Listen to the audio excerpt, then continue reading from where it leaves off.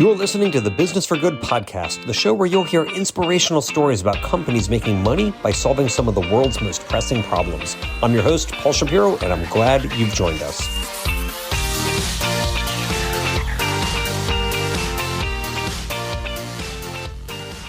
Hello, friend. You are listening to the 110th episode of the Business for Good podcast. Welcome. Before we get on to this episode, though, I want to take a brief moment to tip my hat to an entrepreneur who came on this show more than 2 years ago in episode number 60, Brian Spears, who is the CEO of New Age Eats. Brian and I started our companies at about the same time in early 2018, and he did a great job on this show in 2021, laying out his vision for how we are going to shift the meat industry away from using animals. Sadly, Brian recently announced that New Age Eats is shutting down due to their inability to attract investment capital. The company had raised more than $30 million since inception, but alas, that 30 plus million was not enough to bring them to market. Hopefully, the work that New Age did for all those 5 years will help advance others in the cultivated meat space, whether through IP acquisition, hard asset acquisition, and more. Brian and the New Age team fought a good fight, and they should be proud to have been in the ring for these past 5 years. Brian is a very talented guy, a very nice guy, and by the way, I know from personal experience, a really good singer, if you ever go to karaoke with him.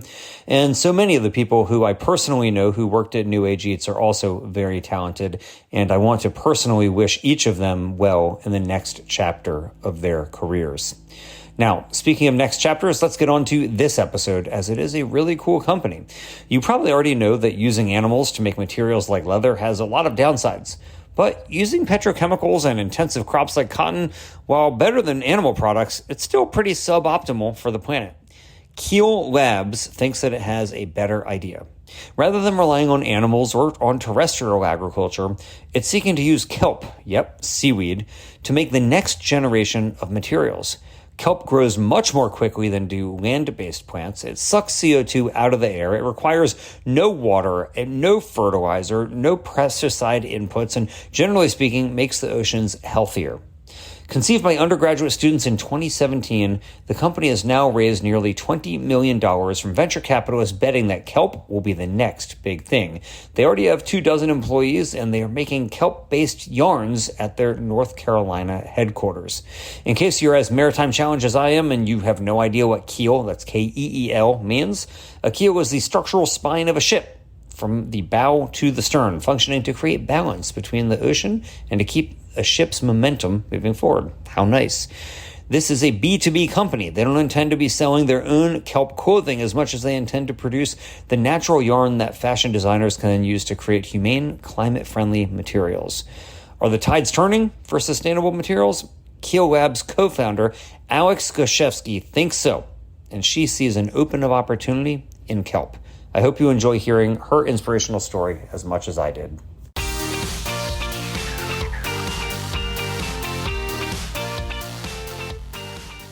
Alex, welcome to the Business for Good podcast. Paul, thank you so much for having me today. It is my pleasure to be talking with you. Let me just get straight off the bat here. I have no fashion sense whatsoever. I have been told time and time again not to even pick my own clothing because I will not do a good enough job. You, on the other hand, have really devoted your life to fashion and were really into fashion for a long time. So tell me, what was it that got you into fashion in the first place, Alex? Yeah, that's so funny. I think everyone always has potential. So Thank you. Don't believe that you can't come around. Yeah, I always loved creativity and color and just understanding how things were made and built and constructed. And I felt like fashion embodied that very easily, and it wasn't an extremely risky way to explore building things. But of course, that sort of desire for risk in building has led me to build a company. So I feel like there's a lot of connectivity to everything that I've kind of done. Nice. Well, in terms of all the things that you've done, for folks who don't know about your background, like what have you done? You know, you co-founded this company 5 years ago, but prior to that, like what were you doing? Were you, as a child, were you super into fashion? What was it that led you down this path? Yeah, I guess I didn't really have access to art or any creative subjects when I was in school. I was in a really small school. It was very focused on liberals, and I just craved a creative outlet. So I got really interested in finding ways to do that. And often it led to different schools and classes outside of sort of main studies. And when it came to college, I was like, okay, that's it. Like, I'm going all in.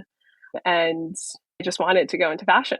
Yeah, when I was in school and interning at different fashion companies, I just became really aware around like things that didn't really sit well with me in the fashion industry. And that's kind of mainly around waste, like textile waste, toxic chemical usage, just like a lack of accountability with some of the brands that were creating the clothing that we wear every single day. And this led me to explore, alternatives for some of those things, specifically materials, because they're the foundation of every piece of clothing or fabric that we use. And I was trying to design sustainable products, but I didn't have sustainable materials to access. And so then I was like, that's the area, that's the opportunity, that's something that I really need to look into. And it eventually led to the idea of Keel Labs. So it really started while I was in school, and quickly after graduating, I dived in headfirst with my business partners, and we've been building it ever since. So where were you in school when you were thinking about starting this company? In terms of like year, how What close to school? graduation? Well, yeah, that too. Oh, But that's actually maybe even more relevant. But yeah, what school and how close to graduation were you? I mean, you're an undergrad and you're thinking about starting your own business. Most people at that time are just hoping they can find a job somewhere, and you're thinking about creating your own company. So how far along in school, and where yeah. what school were you at? So I was at the Fashion Institute of Technology in New Cool. York City. And then I was just going into my senior year. So it was the end of my junior year. Truthfully, I wasn't ever thinking about starting a company right out of school or while I was in school. I was definitely interested in business, but I thought I was very much thinking about, okay, where am I going to work after this? We ended up winning a competition called the Biodesign Challenge. We had a couple companies reach out to us after we won, and we were a little surprised. But that was enough validation for us to consider whether this is something we want to pursue further. Cool. And What was it that led you to win? Like, what was the idea? Was it making fabrics out of kelp, or what was the actual idea that led you to win the competition? yeah, so this competition was a very open-ended design competition, which really brought together individuals from all different backgrounds. So it wasn't targeted at just designers, although it was offered at FIT. It was bringing in people from other disciplines, like it was attracting architects and engineers and, anyone sort of studying whatever it was they were. But the thesis of the competition was to develop a technology that was inspired by biology or had some sort of biomimetic connection. And for us, since we were coming from the materials fashion space, we specifically wanted to explore alternative bio-inspired solutions for textiles. And so we kind of looked through, or we sort of researched all different organic matter. We were playing with bacteria and with fungus and trying to grow things. What we quickly realized was that some of it wasn't really scalable or it was really inconsistent. So we had a very clear goal on what we wanted the outcome of our project to be when we were submitting it. And it was a yarn that could be knit and that could be consistent. And it eventually led us to kind of work with biopolymers that are found in seaweed, which are easily accessible, already have a supply chain. So we were able to source them pretty quickly. And what we were able to present at the competition was a very, very, very early prototype of our technology, which was like a hand knit shirt. And I think having that tangible item really helped us stand out because a lot of the ideas were conceptual. Well, that's really cool. Where this little piece of history, this kelp shirt that is hand knitted, where is it now? Is it framed in the office? Is it still in existence somewhere?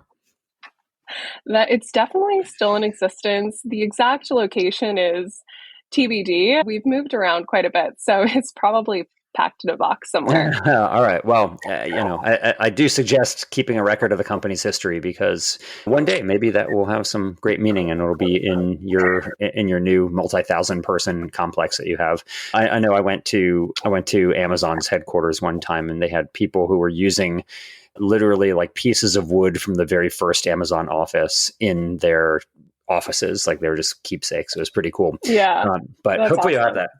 that. So let's talk about then, you decide to start this company. The company was started, I think, in 2017, right? And you're Yes. thinking, we're going to make materials out of kelp, and you can source kelp. You can create a supply chain from it. You don't have to start growing your own like you would, let's say, if you were using fungi, probably, in the way that companies like MycoWorks are having to grow their own fungi to make their materials out of their fungi.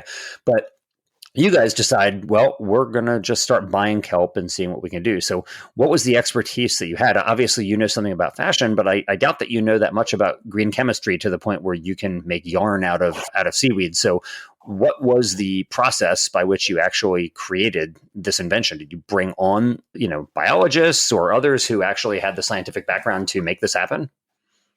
Yeah, that's a great question. So we had some fashion expertise on our team, but we also did have one of our business partners had a biology background. So he was also able to contribute some of that scientific knowledge to what we were doing. And we also supplemented that with advisors, both in the fashion and research space, to further our development. And eventually, once we raised our first round of funding, our first hire was a scientist. There was no question about it. We needed more scientific expertise. But the beginning days, when it was very design heavy, it also led us to explore a lot. We were just very curious and up for trying anything. We didn't know enough about the technical interactions of the things that we were doing, but we were able to see the physical outcomes and kind of go from there. How did you go about raising that first round of funding? So I presume you all were working as volunteers. Like, how much money did you raise, and from whom? Who were the people who said, "Oh yeah, I'm going to back these folks and make some kelp clothing here"? Yeah, I think we got very lucky in terms of how we raised our initial capital. So our pre-seed money was actually funded through an accelerator program, which was run by SOSB. The program that we went through was called Rebel Bio, but now it's more known as Indie Bio. So you might be familiar with them. Tons of companies have gone through their program in this space. But then after that program ended, which was a 4-month sort of heavy, intense business accelerator, we got approached by Horizons Ventures, and they led that round. So it was a Nice. very, very fortunate situation for us and a really great investor to have on board. Well, that's great. And we've certainly had many Indie Bio and Horizons invested companies on this show before. And for those who are trying to remember why you know the name Horizons Ventures, so Li Ka-shing, who is the Chinese billionaire whose funding is used for Horizons, they're invested in everybody from Impossible Foods to Eat Just, and in the material space, Modern Meadow, which is trying to grow real leather without cows, essentially. And so this is a fund that has pumped huge amounts of money into many of the alternative protein companies that you are now very familiar with. And it's cool to hear that they're also backing this kelp material. So let's get into it. You get some money then from Horizons and from Indie Bio, and you decide, all right, we're going to hire a scientist. So then what? You have a bunch of kale. Yeah. Excuse me, I keep saying kale. Kelp. You have a bunch of kelp. You have a bunch of kelp, and then you just give it to your scientists and say, "What can you do with this?" Like, what's the path to actually getting an MVP, a minimal viable product, for you here? Yeah, it was a little more complicated than that. We needed laboratories too. So we didn't have any labs up until we were able to raise funds. We were kind of uh, when we were at Rebel Bio, we were able to use their facilities. But after that, we kind of moved back to New York. We didn't have an office even. So we were starting from the ground up. It was truly the very beginning. We hired our 2 scientists. We found labs in Brooklyn, which also happened to be the former Modern Meadow labs. So that was a nice connection there. We felt like we were like, Nice. okay, we're on the right path if we're in Nice. the labs that Modern Meadow used to be in. Cool. This is in the old Brooklyn Army Terminal. Yeah, exactly. Nice. Yeah. Uh, In 2014, I visited Modern Meadow there. I went there again after, but in 2014, I visited, and the then CEO, Andres Forgox, was very kind and offered me some of the cultivated meat that he was growing at that time. Now they're only doing leather, but back then they were doing beef as well. right. And I remember I was so shocked because I knew like virtually no human had eaten this before, and here he was offering it to me. I didn't want to be rude, Yeah. and so I ate it. Did And you? it was good. It was good. I enjoyed it. In fact, it wasn't big. It wasn't like a big piece. I remember it kind of being like a potato chip of meat, basically. But it was really cool. And so it makes me happy to know that that space is still being used to do some good in the world with Keel Labs. So I'm very happy to hear it. So, okay, you're in the Brooklyn Army Terminal. You got Modern Metals Lab. What next? Yeah. Yeah. So by the way, the meat company is separate. It's happening, but it's not under Modern Meadow. So Yeah, no, I'm rooting for Fork and Good. I hope that they succeed. I can't wait to try their yeah. product. I haven't tried it yet, but I'm very much a fan of Fork and Good as well. And we'll Yeah. include a link to Okay. their website in the show notes here. Okay, cool. Yeah, so we kind of set our scientists up in this tiny, tiny lab, and we're like, this is what we use to make. Now you have to make it in a way that's going to hit these characteristics, hit these performance standards, can be knit on industrial equipment, can be produced on industrial equipment. And they were like, whoa, okay, that's a lot. And they're right, it was a lot. But they were able to really take us a long way. And we've come a long way, and our product is really amazing. And it's kind of crazy to think that that was our starting point. But since Brooklyn, we kind of moved on. Our main headquarters are in North Carolina in the Research Triangle area. So we set up about a 15,000 square foot facility there for research and development. And so now our team has grown from those two scientists to about 24 people working on our tech and our marketing and all the good stuff in between.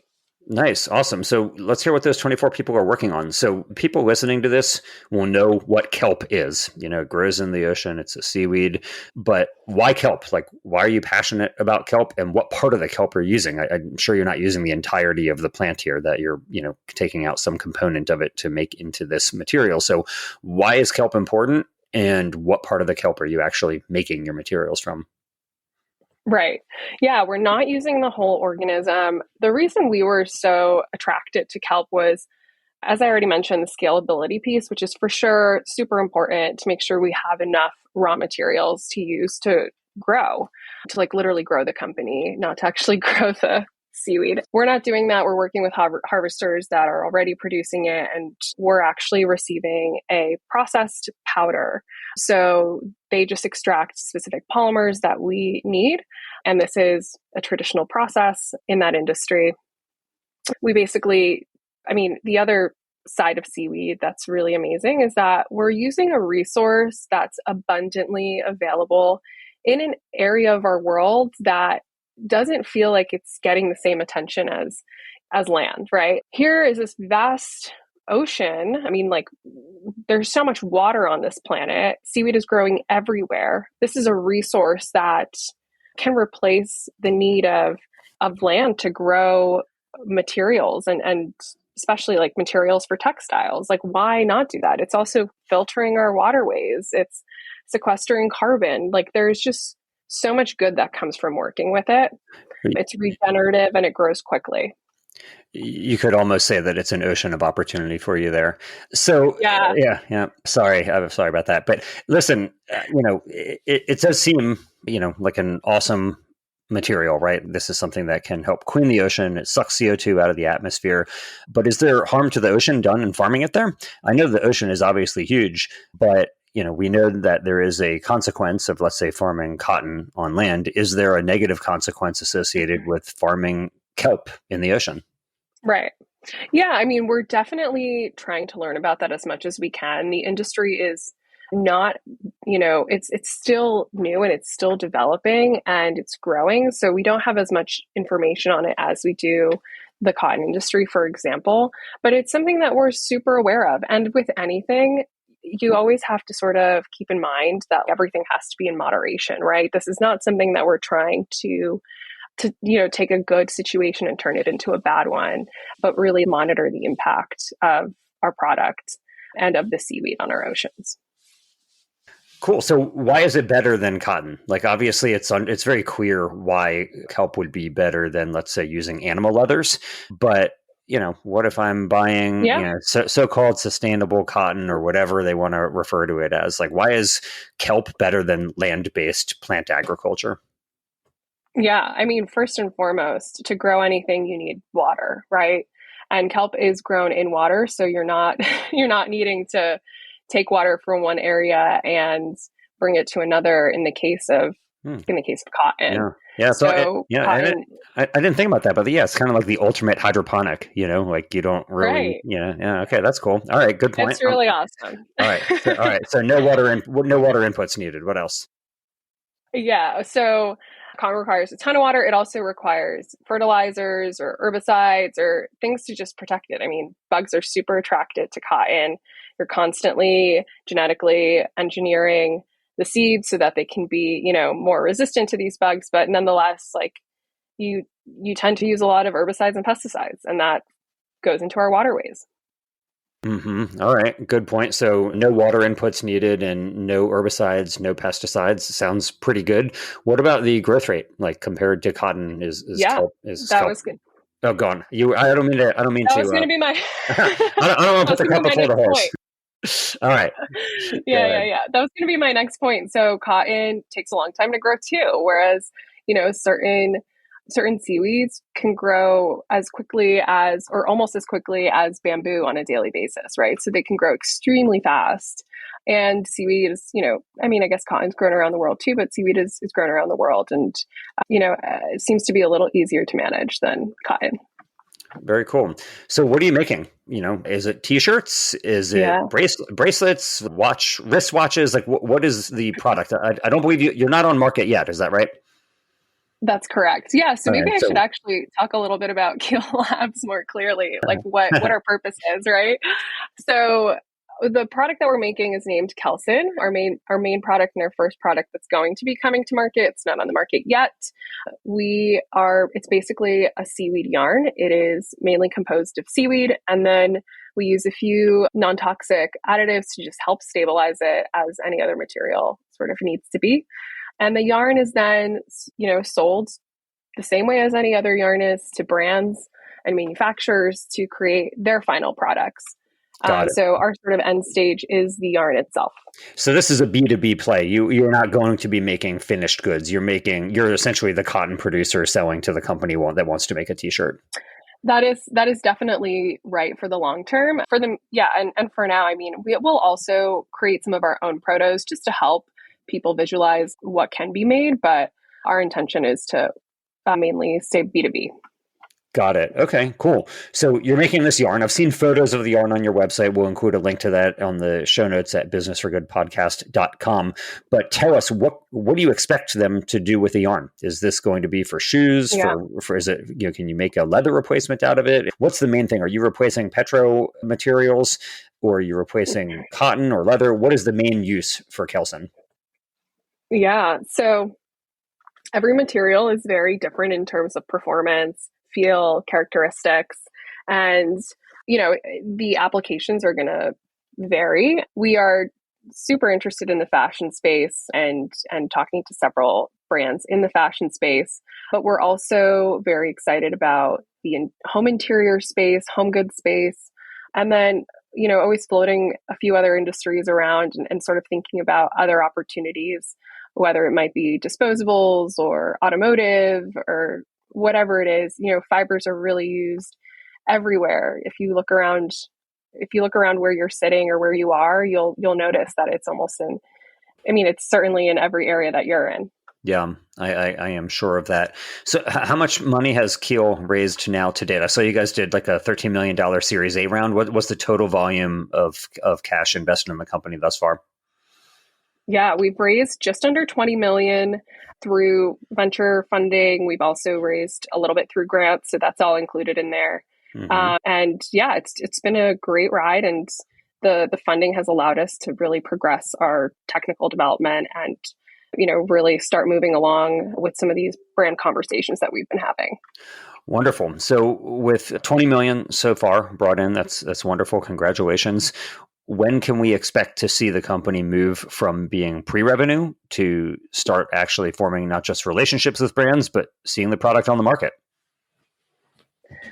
Hopefully soon. It's always hard to define that completely, but in the next 12 to 18 months, it feels pretty safe to say that we'll be having more tangible products and hopefully our own products on the market or brand developed products on the market. So yeah, we're hoping that this comes around quickly.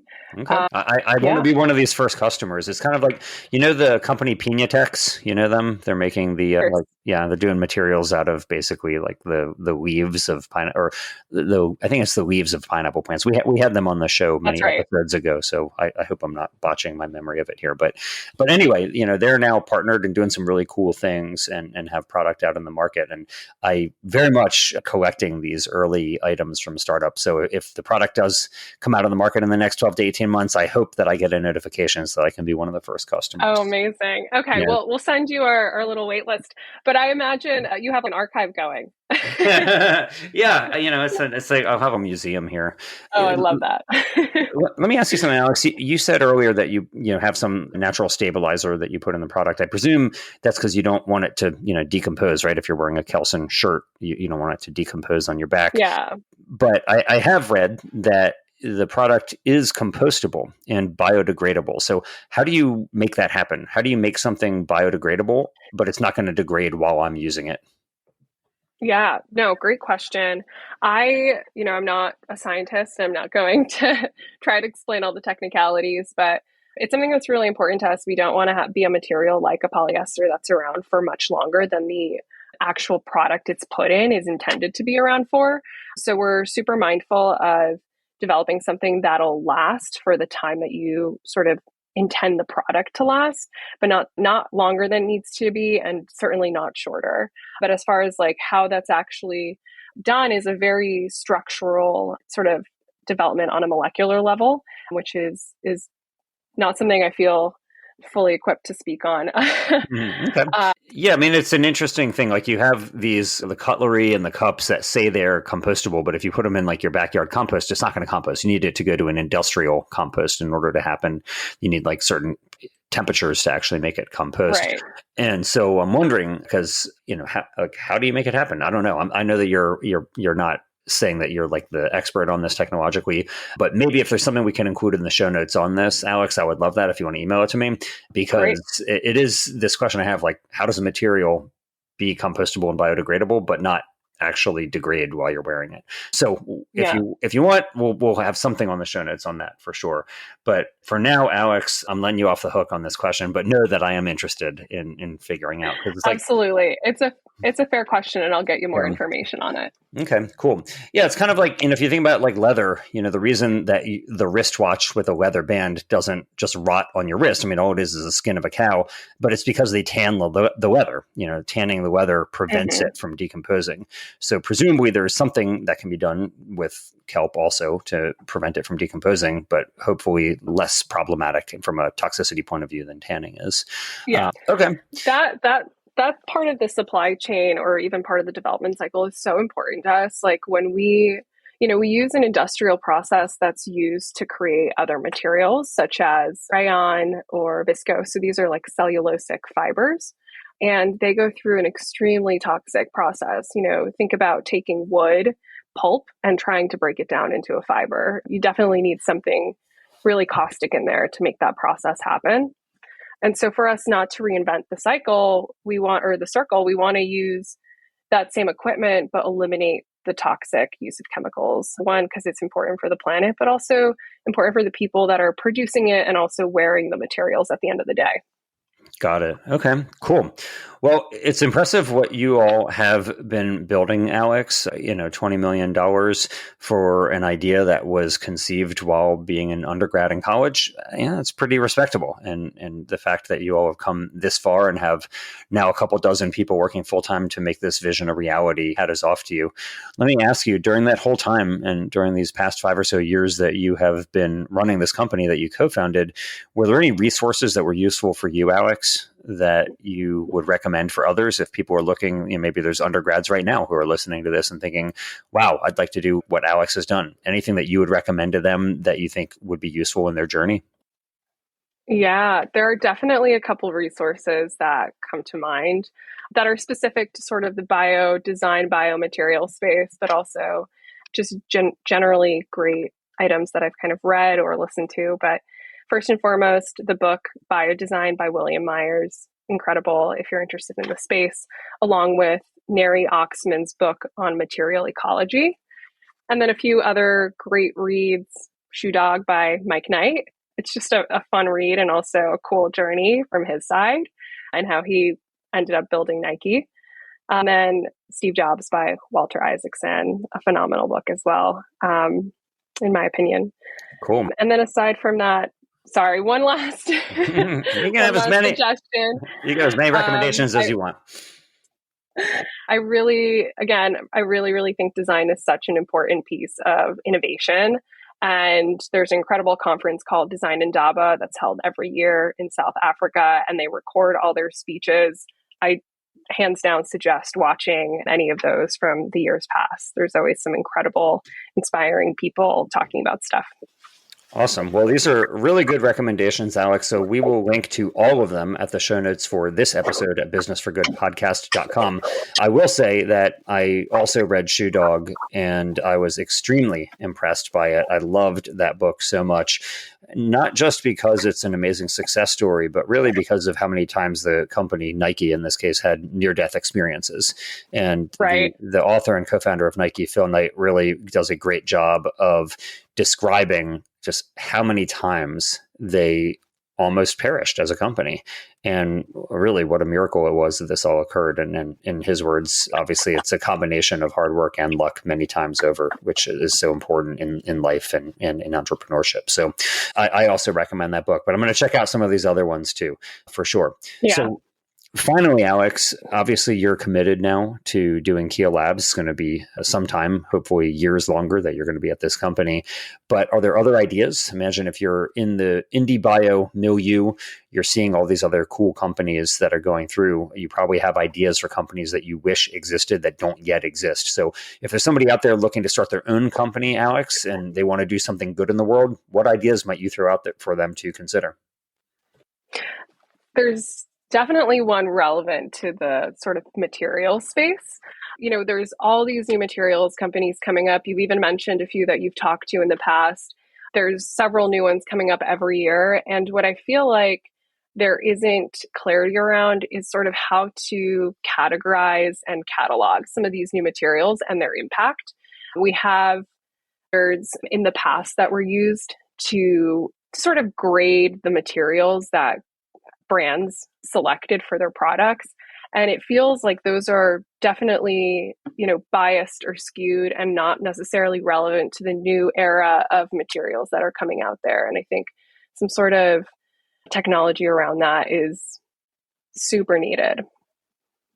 Okay. Well, that's a good idea to put out there, and maybe that will be an inspiration for somebody who is listening right now to think about what company they may want to begin. So maybe that company will be a guest on this show in the future, and they'll say, back in 2023, when Alex gave that recommendation, that was the genesis. So I hope that's the case. And if that is you in the future, please do reach out to us, and we'd love to talk with you at that point. But for now, Alex, I want to say congratulations to you. It's really inspirational to see a company being conceived as an undergrad, now making a lot of headway and cruising toward commercialization.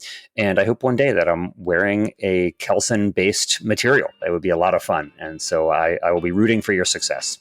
Paul, thanks so much. I am equally excited to be wearing one of our products someday. Thank you so much for having me on the show. Thanks for listening. I hope you found it useful, and if you did, please let the world know. Leave the show a 5-star rating on your favorite podcast app and share the episode with your friends. Who knows? Maybe you'll inspire one of them to be in the business of doing good themselves.